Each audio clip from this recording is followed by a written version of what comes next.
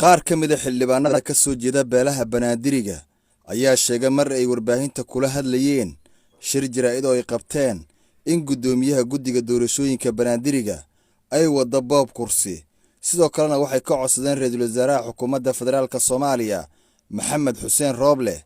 inuu kala diro guddiga doorashooyinka Banaadiriga.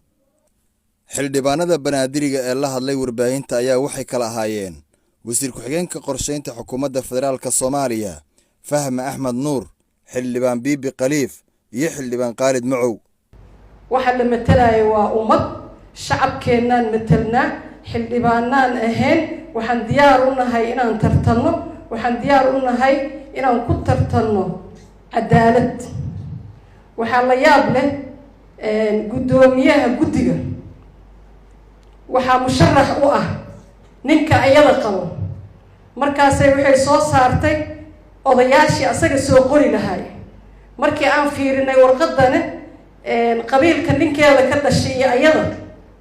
waxaa la siiyay 4 xibnood xildhibaankii horey u joogay 9 sano matalayay baarlamaankan hal qof aan la siiyay taasna waxay caddaan u tahay inaan shacabka Soomaaliyeed beesha caalamka ogeysiino waxa ka socdo Banaadiriga dhexdiisa waxay ahayd wax qalada wax la qaadan karo ma aha mudane ra'iisul wasaare ha il dulminin mudane ra'iisul wasaare dadka reer xamarka waxaan nahay dad walaalo ah dadka dhaxeeyo dhaqan iyo walaalo iyo dhaqan wanaag iyo sharaf iyo qadarin ka dhaxeeya ha isku dirin anaga dhalasho naga ma dhaxayso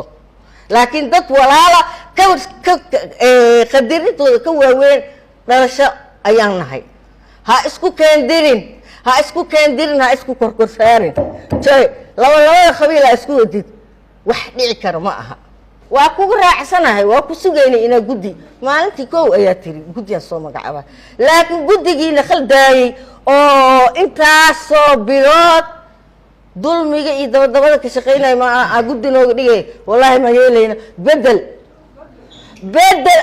waad bedelaysaa bedel ma ogolin anagaa xildhibaanadii kuraasta ku fadhisay oo qabiilkooda ku fadhisay ah oo matalo dadka Banaadiriga u hadlo waad naga bedelaysaa mudane ra'iisul wasaare dad kala keen ka bedel dadkan ma qaadan karno guddiga aad samaysay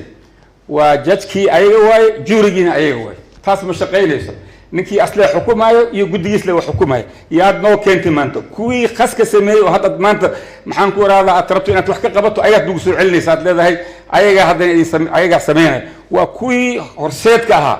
oo xumaata sameynaya qaska sameynaya xoogo waxaa fiican in la xishoodo tani xishood ma aha annaga waxaan kuu sheegaynaa waxa meesha ka dhacay waxaa waaye maxkamadda in la geeyo waay in maxkamadda la geeyo waaye cadaalad darar iyo dulmi oo dadkan walaalaha ah dhaxdooda laga sameeyay ciddii samaysay mas-uuliyaddeeda inay qaado waayo oo maxkamad la aado guddi la saaro oo maxkamad maartay arrintan geeya